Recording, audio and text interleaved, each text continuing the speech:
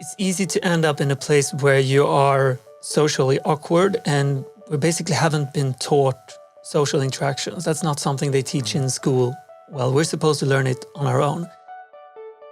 And one of the good things by realizing that is that it's a skill that you can learn. Yeah. And it's not that hard to learn, it just takes time.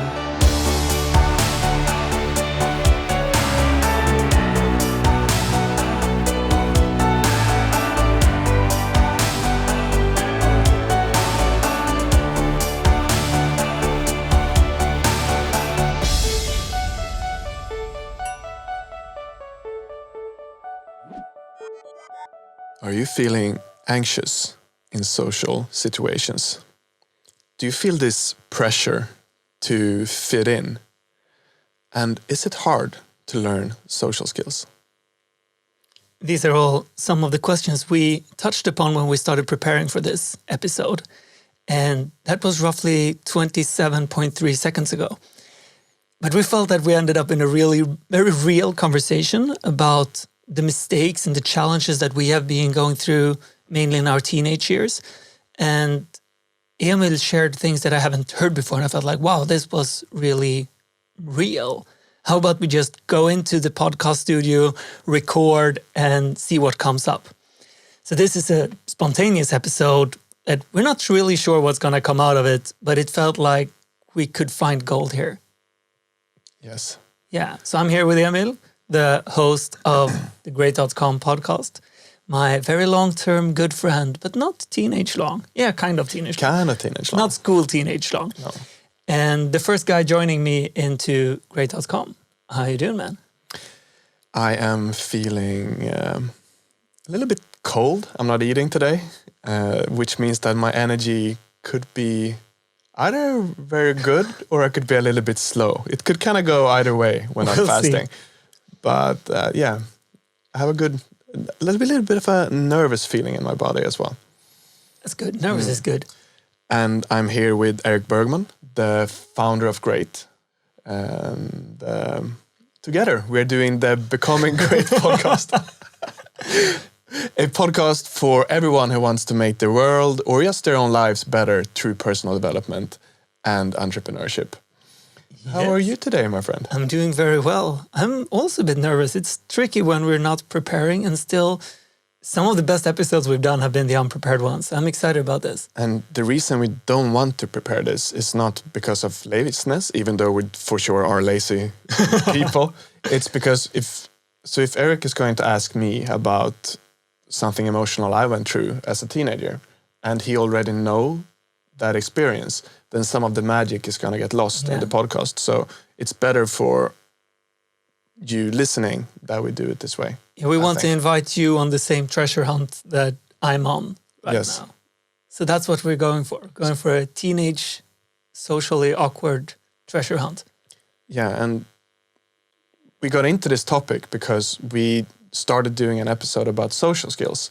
And our belief is that someone that starts off with lower social skills or someone that is facing challenges in that, if they build up enough pressure that I want to change this, and they get on the path of personal development, and especially the path of how can I improve my social skills, that person, when that person is 30 or 40, is going to be better socially, I believe, than someone that was naturally good when they were in their teens.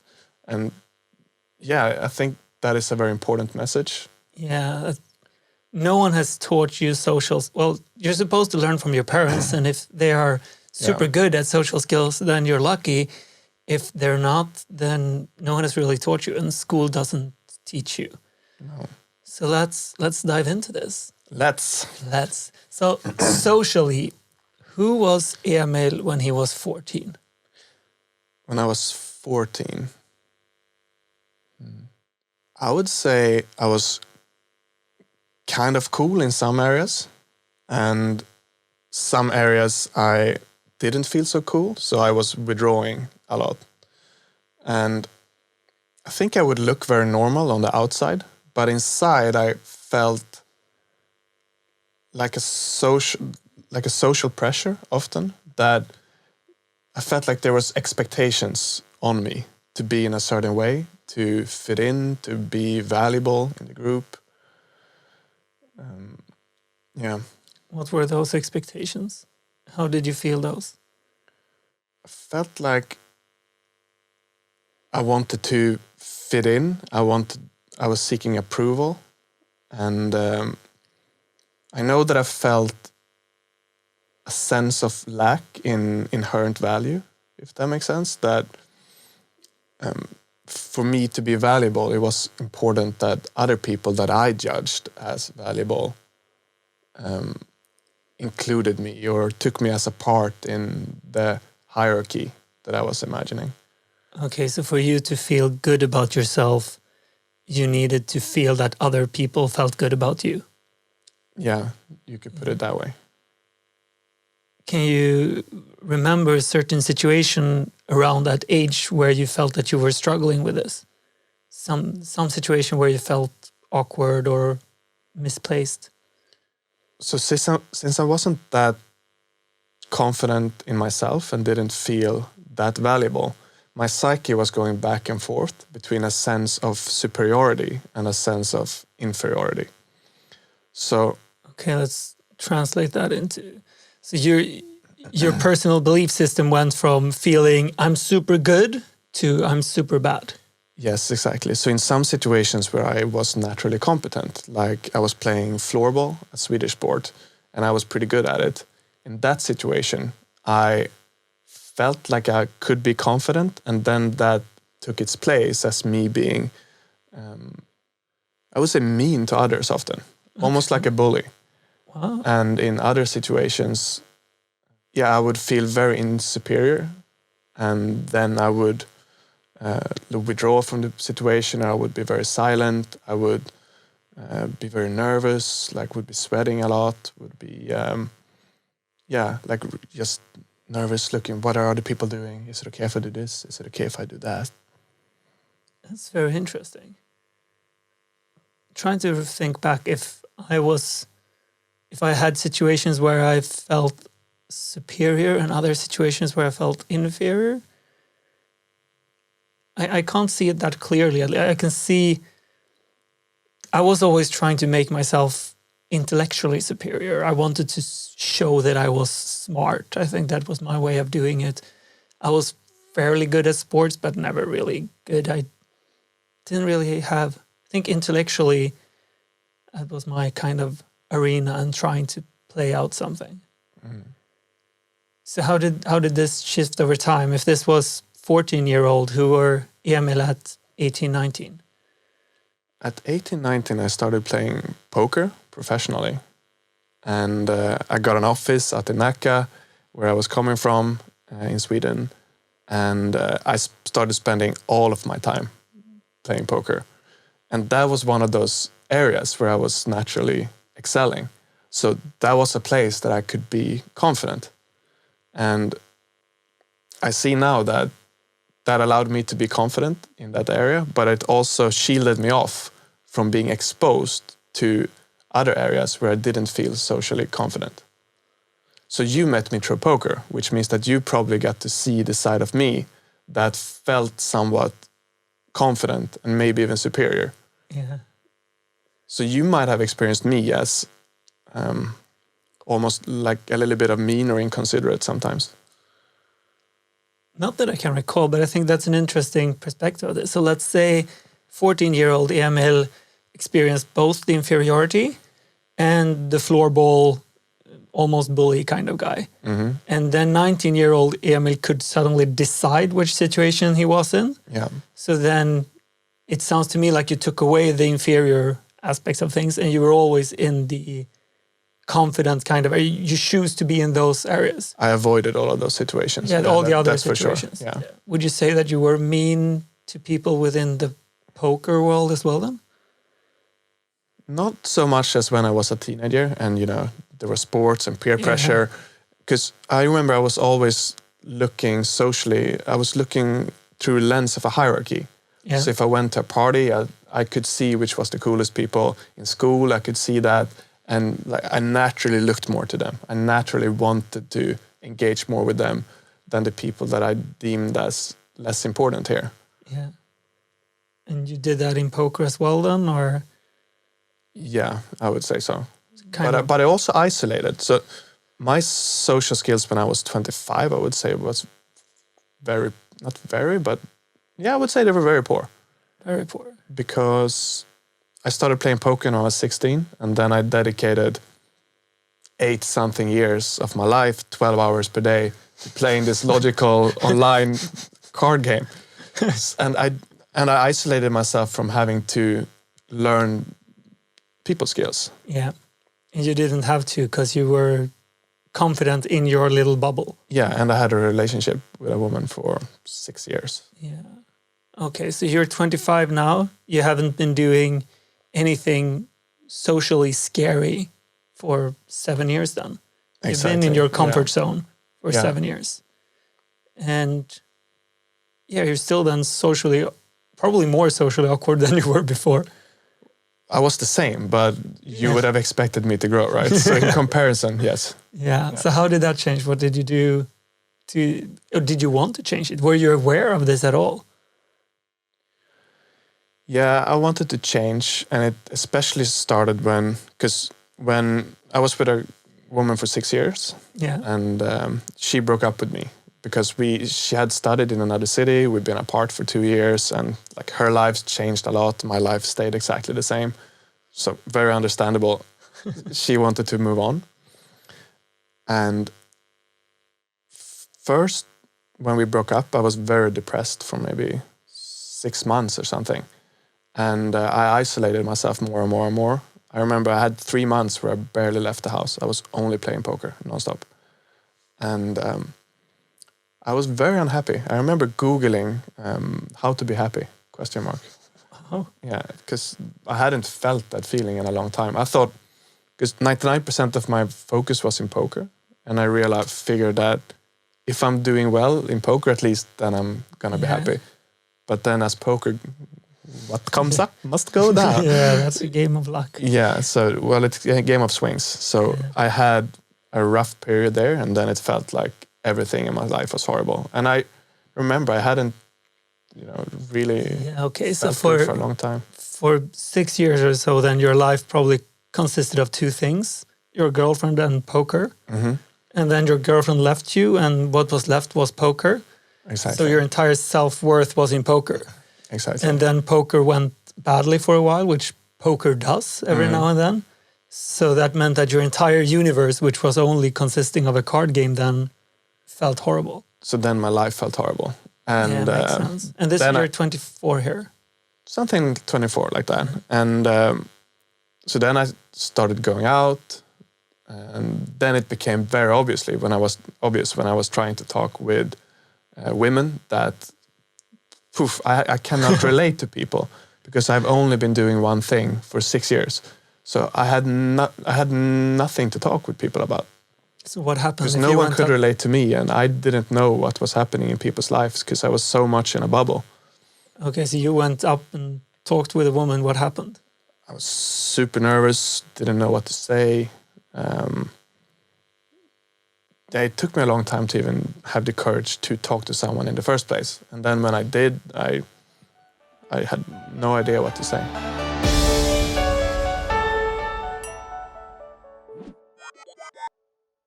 So how did this change? This was, I guess, the first time you kind of realized that you were back in the, inferiority then, so to say, kind of protected yourself. Yeah.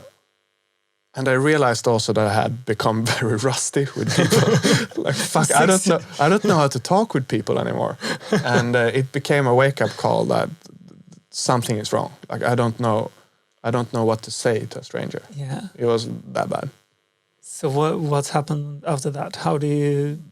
I guess you wanted to do something about this. Yeah, so the good part is by going kind of into the darkness as a slingshot is that when you start moving forward, you kind of gain momentum. Yeah. So I realized then and there that I have a big problem here that I wasn't aware of until it became very obvious. Yeah. That I couldn't no girls wanted to speak with me because I had no people skills. That's never a fun place to be. No, it's not a fun place to be. And that was causing a lot of pain, of course, and a desire to change. Yeah. So, yeah, I started building social skills by going to a place that I think can be quite dark for many men, and that is pickup, meaning Googling how I can't meet a woman, how can I meet a woman, Yeah. right? And I think a lot of men in those communities can be in a place where they are quite sad and disappointed and don't have the best intentions. They're trying to manipulate to get a certain outcome. And I was definitely one of them. It's powerful just to say that you were one of them, because that kind of shows where that is. If you come from a place of social inferiority, Yeah. and you don't really know what to do, this is the community you find. Yeah. So it's a good kind of be aware of that red flag, that this can be a place where there is tricky values and people who feel probably displaced in society. Mm-hmm. Yeah. But and extracting their self-worth from how good they are at getting women to interact with them. Yeah. And that psyche is again coming from a place where at least that's how I felt. I felt I wasn't good enough, but if I can get a reaction from a woman, that means that I'm probably good enough. Yeah, then I'm manipulating to increase my self-worth. Yeah. Yeah, you're kind of turning women into the new poker here. Yeah, exactly. It's a super indirect way to feel valuable. Yeah, if I can only get her attention, that means that I mean something. Exactly, like that. Okay. But it sounded And that made me so nervous when I was speaking to women, because when I was walking up and talking with someone, instead of being like, okay, I can go up, I try to be polite. If she doesn't like me, that might have something to do with her, not me. Those thoughts weren't even in my head. I was like, since I connected my self-worth with the responses I get, I was so nervous whenever I was talking with someone, because if they don't approve of me, that means that there's something wrong with me. Yeah, that makes sense. I really liked what you said before the episode, that if you've had a social interaction that didn't go well, it's easy to fall into what's wrong with me. Yeah. While a better question would be, what did I do wrong? That's actually not me. Mm-hmm. And now you're taking this to a third level. What might it be in their life going on right now that made them don't want to interact with me? It might not even be what you did wrong, or definitely not who you are, but something third level that you have no way to control. Yeah, I think in general, like probably at least half of how people react has nothing to do with you. No, it's because they're stressed or hungry or angry or whatever. And I think that's a key thing to understand when it comes to social interactions. Yeah. So many times it has nothing to do with you. Okay, but at least you got into this new area of pickup where there's usually men trying to get in bed with women. That's the idea of it. But you learned still valuable things as well, right? Oh, yeah, for sure. What did you learn? The main one is that I can get better. So you came to the insight that this is something I can learn. This is something I can practice. It's a skill, not a personality trait. That's beautifully put. That's a skill, not a personality trait. You're not born with people skills. No. You learn them. Yeah. And just like football or poker, anyone can learn them. For sure. Yeah. And some people just happen to get better at this skill from parents or environment or whatever. Or maybe they are, like some people have an easier time learning the guitar than others, but everyone can learn to play if you just practice. Yeah, you can be socially talented. Yeah, for sure. And then it's easier. Yes, as you can be talented with a football or with a guitar. Yeah. But anyone can learn to at least do it well. Maybe not perfectly well, but well. Yeah, for sure. Okay, so the first insight was I can get better. And totally good enough to be able to play the guitar in this example, so that it sounds good. Like no one sucks so much that they cannot learn to play, at least so it sounds good. Yeah, anyone can play Wonderwall if they just practice. Yeah, for sure. Yeah. Okay, so what came to the insight, I can learn. What did you start to practice? So the main thing is that community taught me that I think is so valuable is to voluntarily expose myself to social suffering. Okay. Meaning put myself in situations where I need to talk to someone even though I'm awkward. Exactly. Look for those situations. Exactly. So if I now have based my self-value on how women react to me, and that is causing anxiety when I speak, if I expose myself to that anxiety, at some point I get used to it and the intensity of it starts to dwindle. Yeah, so basically play the guitar even though it sounds horrible. Yeah, And exactly. that's how you learn. It's just that in Exactly. social interactions, if you interact horribly, it's going to cause a lot of anxiety and social pain. Yeah, exactly. But you still need to go through it. Exactly. And before, my strategy was to try to be as normal as possible to avoid that feeling. But now that makes approach sense. instead is to, can I put myself into weird situations so I get to feel that feeling? And if I expose myself to it for long enough, I will start to feel relaxed in a social environment instead of awkward. So what was the social situation that you put yourself to? It could be like in the beginning, just going up and talk to a woman caused a lot of anxiety. Yeah. Do you have any advice to give to someone who wants to do that but is scared to do it? Yes, and this might be tricky if you're struggling to find friends. But if find a friend or find someone that is struggling equally as you do, and pair up, get an accountability buddy, and A buddy that holds your accountable. yeah, say that. Okay, we two right now could be better at social skills. It's a skill, so let's practice. Oh, I love that. Social skills. It's a skill, so let's practice. Yeah, let's go out once per week together. And if you want to go to a bar, that's fine. If you want to go to like a salsa dancing thing, that's fine. If you want to go out talking with people on the streets during the day, it could be men, women, old ladies, whatever. Just pick a time, go, and then say, okay, what feels uncomfortable in my body? And can I expose myself to that feeling voluntarily? Yeah. And then you'll just get used to it. You get used to it. You realize that Sure. it's not so scary. For sure, you get used to it. Okay, so that's what you started doing. You just started going up and talking to people with a friend or without a friend. You kind of held each other accountable to do it. And I only did it with women, which in hindsight was not so helpful because then it comes with a lot of negative associations to women, I think.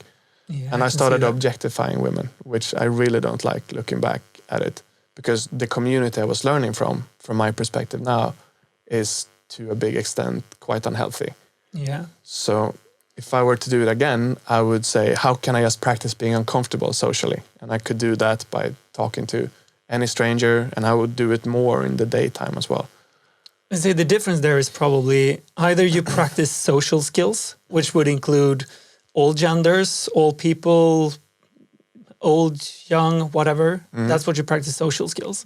Or you practice pickup, which is basically practice how to get laid. Yeah. And that's usually what men, including myself, would go looking for. The good thing about pickup is that that I really wanted the reward of being good at it. So that created a lot of incentive to try to be better. So what I'm doing is, okay, I'm going to pain voluntarily, but it could mean something that I really want. So that was helpful that way.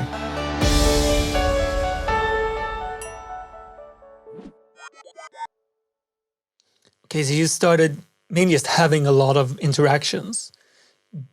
Looking back, can you see some mistakes you did a lot that you could help someone avoid? Oh yeah. I mean, I was totally coming from a manipulative place where I was saying things to get a certain effect out of people. I didn't have something that I think is a super crucial social skill, which is a genuine interest in other people. And I think that is a skill that can be learned as well. You can learn how to be more interested. Because you were saying things to get a certain reaction or get them to be interested in you. Exactly. But you didn't come from a curiosity of, I want to know what's going on in this person's life. Yeah. One of the best sentences that I have learned ever, I think, is it's better to be interested than interesting. Yeah, it's from That Dale one Carnegie. that one has changed my perspective a lot. Dale Carnegie says, you will make more friends in 2 months trying to be interested in others than you will be in 2 years trying to be interesting. Yeah. And I think that's so key, that everything is about showing that you care about someone else. Yeah. Not trying to be cool, but actually be caring and interested. Yeah. And people that are caring are cool. Yeah, I ironically. realize now. Yeah. Yeah, ironically, the people who care, they're the ones that people want to be around. Maybe not in high school, but the older you get, the more you want to be around the people who care about you. Exactly. And I was a high school kid, 25 years old. So I had to kind of push myself a little bit extra to catch up with the normal people. Okay, so if you could have done that differently, you would have had you would had a lot of interactions, but you would focus more on who is this person, what could I possibly learn from them or add to their lives or this and that, rather than a specific outcome of them being interested in me. Yeah.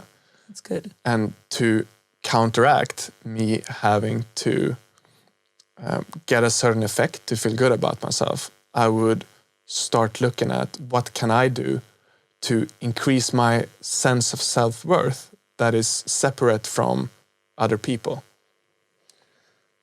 Okay, so this becomes a whole other area then. So you have the social area and practice that thing. And at the same time, you could start looking in a completely different direction, that what can I do to be more happy with myself outside of social interactions? Because if you are more happy with yourself, you will feel a less need of getting the validation from someone else. Exactly. So I was a glass that was half full and going to people, hey, can you top up my glass, please? Yeah. Compared to someone that has a full glass that is maybe overspilling and say, hey, have some of my drink. I have plenty. That's beautifully put. So basically, you went in your interactions from a place of I need something from you, which people can sense, rather than I have something to give to you. Yeah. Okay, so if you could go back to 25-year-old Emil then and say, hey, Emil, these are some things that you could do to feel better about yourself that doesn't require outside validation, what would you tell him?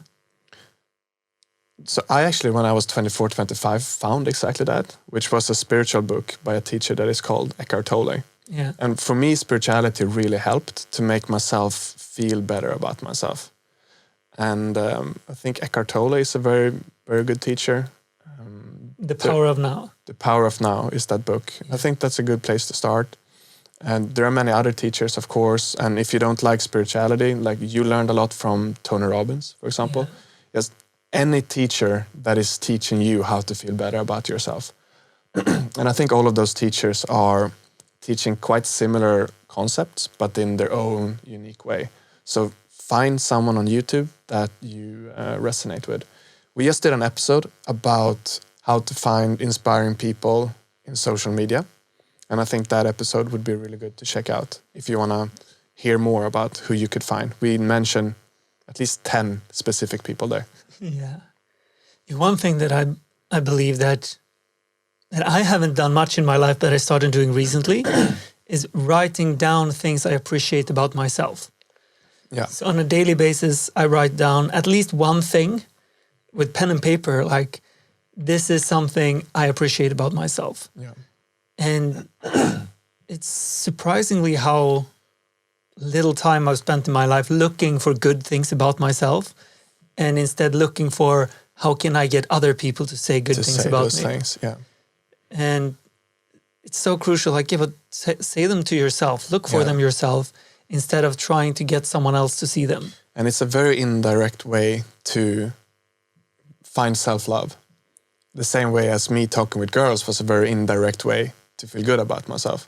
And the more direct we can be with ourselves, I think the easier it is to meet our own needs.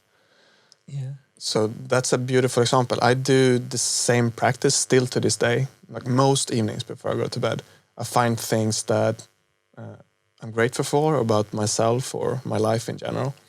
And this one I think has worked very well for me. And that is to find 3 things that I have done well today. Yeah, I like that one. I don't do it regularly, but I've done it every now and then. Yeah, I do it maybe every 3rd night. But Yeah. I need it still, because if I don't say to myself what I'm doing well, I'm going to look for other people to do it for me. And then I'm becoming that guy again with a half glass. Yeah. I think that's a crucial point.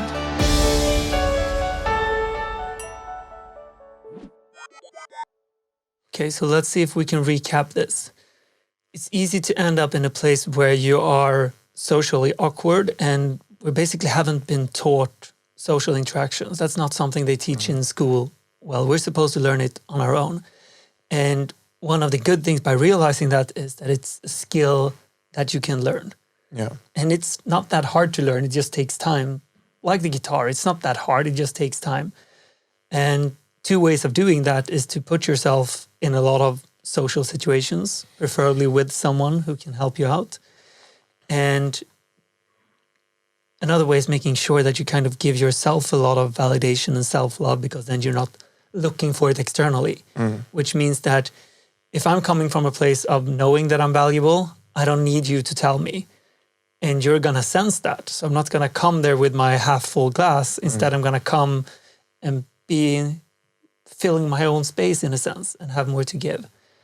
So these are all insights that came to you during the journey. So where are you today in your social life? One thing that I want to add to, not only is that skills we're not learning in schools, it's skills that gets worse if we don't practice them. Yeah. And I feel uncomfortable in these situations, so I'm withdrawing from them. And then I'm getting worse and worse and worse and worse because I'm not practicing. Like you would do with a guitar. Exactly. If you're not playing for 7 years, you're going to get really bad. Exactly. Or if I'm afraid of singing and I don't sing for 7-8 years like I did, then I'm going to get suck super bad when I try. And I'm going to reaffirm to myself that I'm a bad singer. That's a valuable point as well. Yeah. You don't practice for 7 years and then you try and you're really bad. Yeah. Then that becomes your truth. Yeah. I have no social skills. Yeah, because I can't talk to people. I'm bad with people. Yeah, I can't talk with people. Yeah. And then isolate. Of course you are, because you haven't tried for 7 years. Yeah, and then isolate further, staying away from that emotion. And it's a very clear downward spiral. Yeah. Okay, so getting back to that, my previous question, where are you today? How have your journey went here? Because if you were awkward, you were struggling, you learned, how has this developed? To me, the biggest insight is still that it's a skill that can be improved on. So today I would say my social skills are, I would say that's one of my strongest sides as a person. And I still want to get better all the time. Because when I'm 40, I'm 31 now, I want to be so much better than today. Like, so much better. I don't think there is any roof to how much you're able to connect with people, how clear you can express yourself, and also with the spiritual part, how good you can feel about yourself and the world you're in. I think you can always hone that skill in. That's the power of being in the darkness. It's like that slingshot again. I pull it back into darkness, and then there's still so much energy from the frustration I felt, and that is propelling me forward to this day. Yeah. And I want to get better. And comparing that with someone who haven't struggled socially, then have probably never felt the energy to get better. Exactly. So if you've been awkward, you might even excel and outdo the people who was social. I think you will for sure. And that's something I'm seeing now when I'm 31, is that, and that's something we said before we started this episode too, that the people that were natural at social skills, you had that guy in class that just was so seamless around everyone, always so liked. I have some people like that in my life, and they now, when we're 30, you can see that they are starting to lag behind a little bit. Not because they have changed, it's just that they haven't changed. Yeah. So the people that are changing and are trying to get better now have a better understanding of social dynamics. Yeah, because they try to learn. Yeah, because they're learning all the time, and you can learn from the best on YouTube these days. Yeah, so if you give someone a guitar when they're 7 and they keep playing on their own, they get pretty good. Yeah. But someone who have a teacher who actively search for information, even if so the first person has just talent. They're just trying to play and they figure it out. But the other person has no talent, but gets good teachers, gets very convicted to actually learning. Yeah. Sooner or later, the person without talent will outperform the person with talent. Outperform, and especially in YouTube times where you can it's not just one teacher. You find the best teacher there is out of 7 billion people. Yeah. Of course, when you practice with that person, which you can do, you are gonna get better than the person not practicing. Yeah. So do you still feel awkward in social situations? Not at all. Never? Very rarely. Very rarely.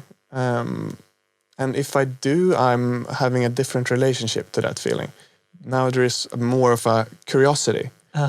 Instead of panic, it's curiosity. Exactly. I like that. There's almost like an inner giggliness when I know that I'm gonna be put in some social awkward situation. I think that summarizes very well where I was going with the question, where are you today? That before, if you were in a social situation, you felt awkward, that led to panic, withdrawal, I'm not worthy. Yeah. Today you're in the same situation, and even if you feel a little bit awkward in that situation, it's curiosity, like, I wonder what is it's going on here. And in most situations, you don't feel awkward at all. Yeah. Which to me is such a testament, such a proof to how you have developed, what you have learned, going from feeling socially incapable in your own poker bubble to being so confident in pretty much every social situation. And there's room in my glass to really care about other people. Yeah, you can spill over. So I'm thinking, what do you need rather than what do I need? And it's not something, it's natural. Yeah, because you have that space. I have what I need. So then I can think of what do you need. And it's easy. It's easy, effortless.